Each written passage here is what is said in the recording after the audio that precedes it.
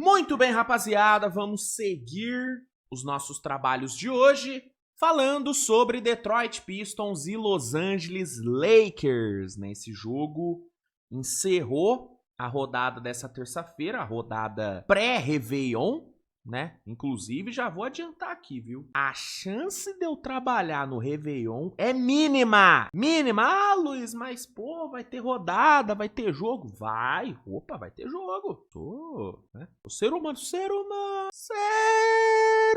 é... Sou ser humano. Preciso aproveitar a vida também um pouquinho, né? Tomar um vinhozinho, ficar levemente embriagado. Então já vou adiantar. Não esperem vídeo na virada de ano. No dia 1º, beleza. Vou estar aqui, vou falar sobre a rodada de quarta-feira, vou falar. Dia 1º. Agora, dia 31, na virada, à noite, aí não, né? Aí o guerreiro merece ter o seu lazer, né? Enfim. Dito isso, não estamos ainda no Réveillon. Estamos aí, né? Na verdade, eu tô gravando esse vídeo às 3h30 da manhã, então na teoria eu já tô no pré-Réveillon. Enfim, a gente teve Lakers e Pistons nessa madrugada, jogo lá em Los Angeles, lá na Crypto.com Arena. O Lakers vinha de vitória contra o Sacramento Kings, o Pistons vinha de derrota, né? Pistons vinha de derrotas seguidas, né? De 2 derrotas seguidas. E aí o jogo aconteceu nessa noite, o Lakers com desfalques importantíssimos, sem Austin Reeves, sem Hashimura. O Pistons estava sem Lever e durante o jogo ficou sem Tobias. Tobias, inclusive, preocupa, é um jogador importante para a rotação do JB. E aí o jogo rolou, é um jogo que teve seus momentos de equilíbrio, só que no todo, cara, o Pistons foi bem melhor do que o Lakers, né? Foi bem melhor, né? No primeiro tempo, a gente teve um Pistons dominando completamente o garrafão do Lakers. O Pistons foi pro intervalo com 46 pontos dentro do garrafão do Lakers. Tomou só 22. Pistons foi pro intervalo com 12 turnovers forçados em cima do Lakers. Turnovers esses que viraram 20 pontos para Detroit. Detroit foi pro intervalo com 19-4 em pontos de contra-ataque. Pistons foi muito melhor, bicho. Muito melhor. A sorte do Lakers é que eles têm o tal do Luka Doncic, que é um diferencial absurdo. Se não fosse o Luka, esse jogo teria ido pro intervalo com o Pistons vencendo por uns 10-15, tá? Por uns 10-15. Inclusive, Detroit chegou a abrir 12 no primeiro tempo. Acho que foi a maior vantagem que Detroit abriu no primeiro tempo. No segundo tempo conseguiu abrir bem mais. Mas no primeiro tempo a maior vantagem foi 12. Se não fosse o Luka, teria ido pro intervalo ou com esses 12 ou com os 15. É que o Luka conseguiu fazer o Lakers voltar pro jogo, né? Conseguiu manter o Lakers ali, né, competitivo. Uma outra coisa que fez com que o jogo fosse pro intervalo ali com só 5 de desvantagem pro Lakers e de vantagem pro Pistons, foi que o Pistons deu umas vaciladas na defesa, né? Deu umas vaciladas, o Luka conseguiu capitalizar muito bem em cima de faltas cavadas pra cima do Al-Star Thompson e tal. Faltas bem cavadas, inclusive, né? Uma outra... Acho que a arbitragem errou na marcação, mas no geral o Luka tirou proveito, né, da cabacice, né, dos defensores do Pistons, especialmente do Al-Star Thompson, que é um defensor que eu gosto, mas ele é um defensor meio afobado em alguns momentos. Nesse jogo mesmo ele foi muito afobado, marcando o Luka, caindo muito nos fakes do Luka e tal. E teve também, né, as bolas de 3 do Vanderbilt, do LeBron James ali no final do primeiro tempo, que fizeram o jogo ir pro intervalo aberto ainda, né? Mas o Pistons enquadra mesmo muito melhor. No terceiro quarto, foi o pior momento do Pistons no jogo, né? O Pistons não voltou bem do intervalo, o Cade Cunningham cometendo muito turnover, sofrendo com as dobras que o Lakers mandou em cima dele, e em contrapartida o Luka lidando muito bem com as dobras, achando bons passes, conseguindo pontuar. Se o redor do Luka tivesse ido melhor, né, o Lakers poderia ter virado o jogo no terceiro quarto, poderia ter ido pro quarto período até vencendo, porque eu achei o Lakers, eu achei o Pistons, na verdade, mal no terceiro período. É que o Luka ia lá, queimava a blitz, achava um puta passe e o cara errava, né? O Eitan errava, o Larava errava, o Smart errava, o próprio LeBron errava, e aí, né, o Lakers não conseguiu capitalizar como poderia em cima de um terceiro quarto abaixo do Pistons. O Al-Sar Thompson teve que sair do terceiro quarto mais cedo por conta da quarta falta, que o Luka cavou em cima dele. Então, foi um terceiro quarto onde o Lakers poderia sim ter virado e aberto um pouquinho de vantagem, só que não conseguiu. Por quê? Porque faltou ajuda pro Luka, né?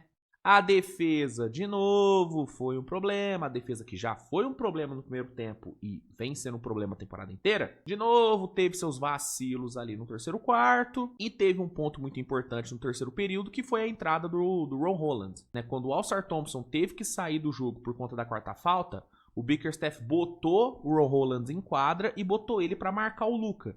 E ele fez um ótimo trabalho. Né, o Ron Holland, que é um jogador muito inconsistente ainda, tem várias questões. Ele foi um game changing, né? Game changer. Ele foi um cara que mudou o jogo. Ele entrou muito bem no final do terceiro quarto, engatou algumas boas defesas em cima do Luka, marcou seus pontinhos no ataque, né? E aí, juntamente com, né, os problemas defensivos do Lakers, o Pistons conseguiu sair de um terceiro quarto que no todo não foi tão bom, com 8 pontos de vantagem, né?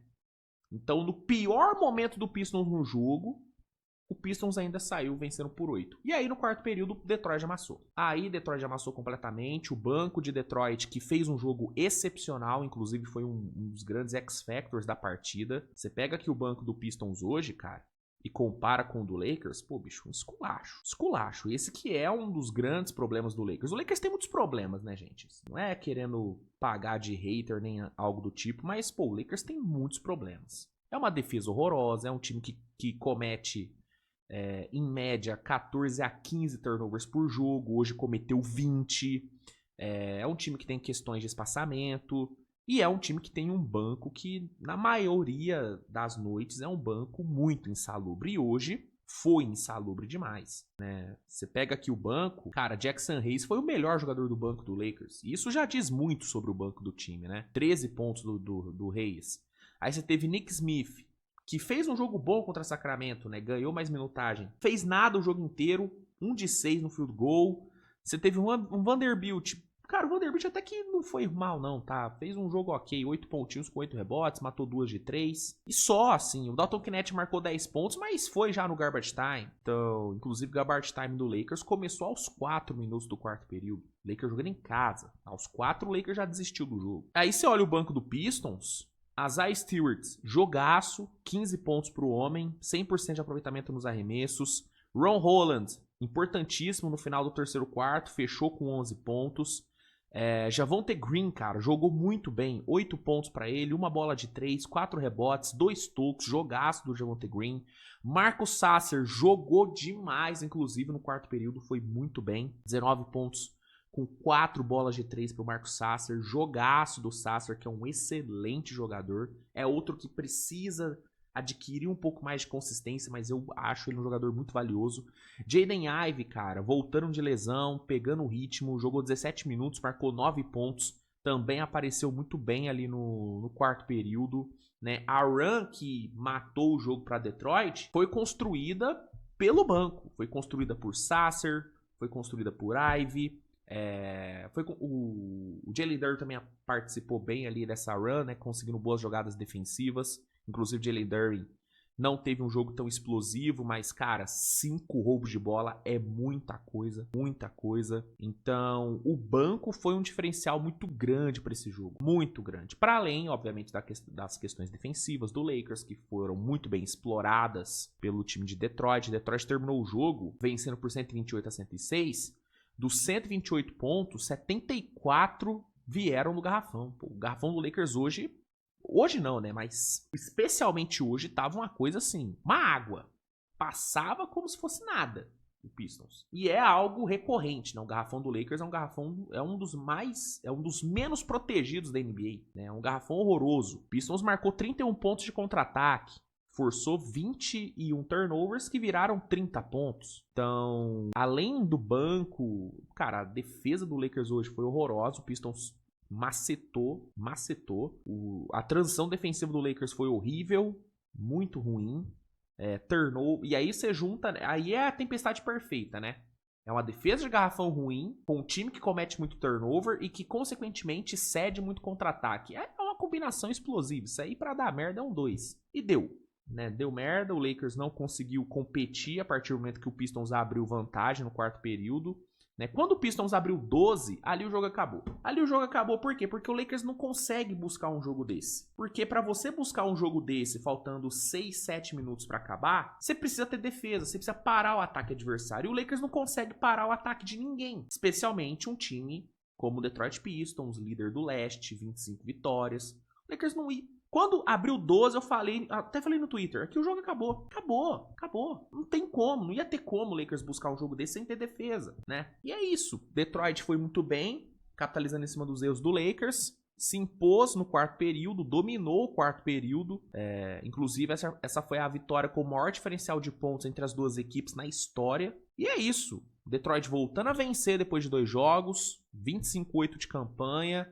Cade Cunningham sendo o grande destaque individual com seus 27 pontos e 11 assistências. Esse foi o... Cadê? Aqui é o 11º jogo do Cade na temporada.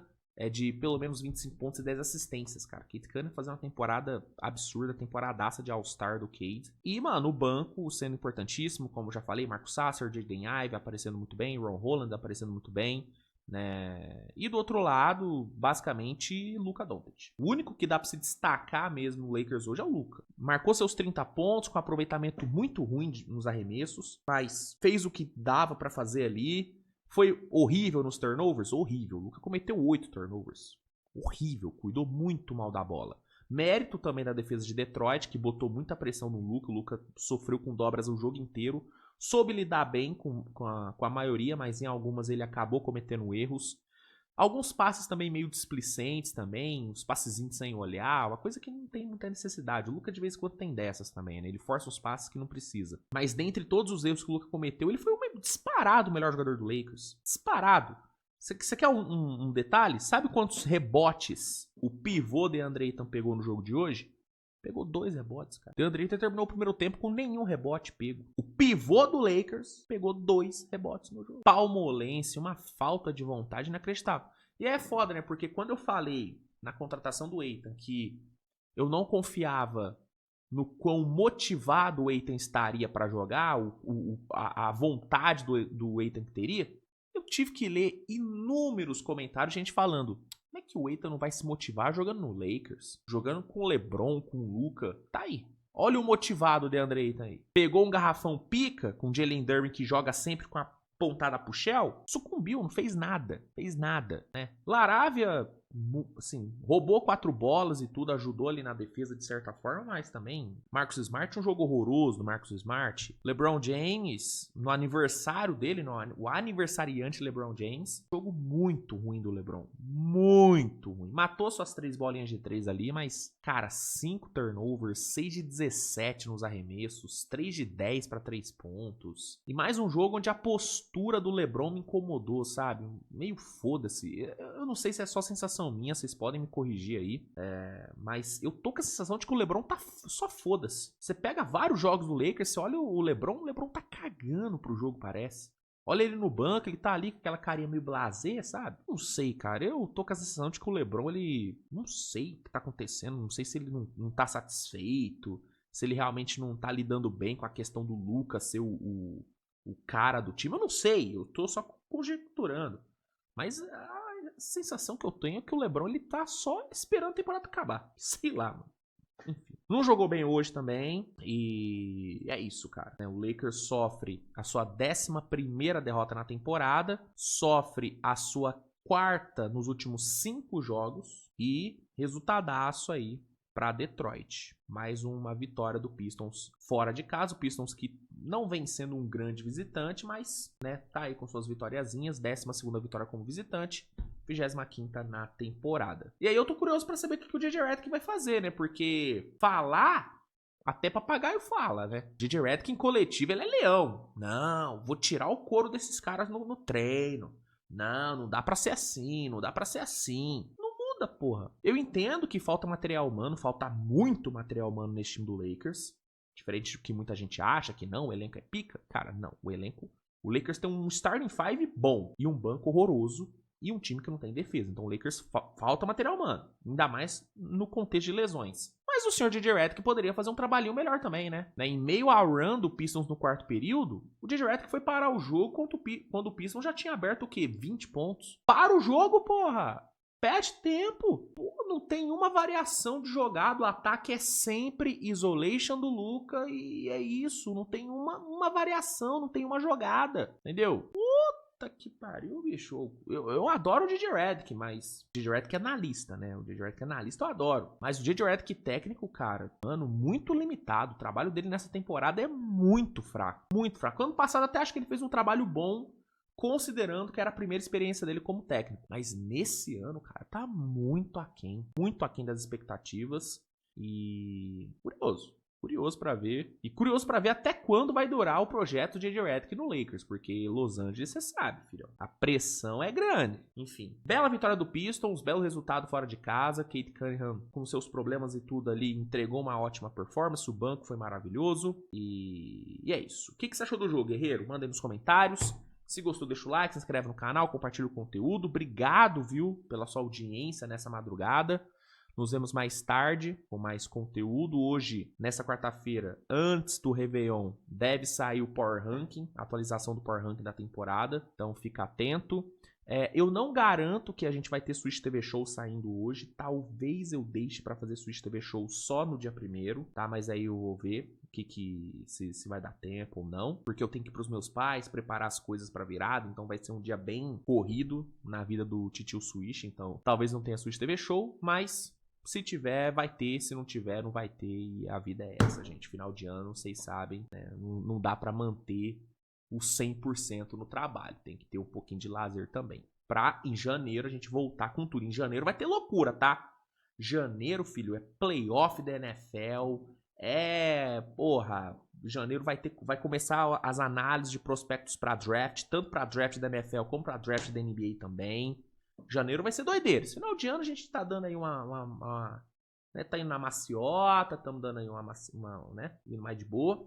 Mas a partir de janeiro, o pau tora. Fevereiro tem trade deadline. Então, mano, a loucura vai tomar conta do canal a partir de janeiro. Então, é isso, gente. No fim é isso. Obrigado pela audiência. Tamo junto. Deixa o like, se inscreve no canal. Usa o cupom SWISH10 lá na Centauro para garantir 10% de desconto nas suas compras. Centauro, parceiro do canal. Obrigado pela parceria, Centauro. Tamo junto. E é isso, gente. Obrigado, um abraço e tchau.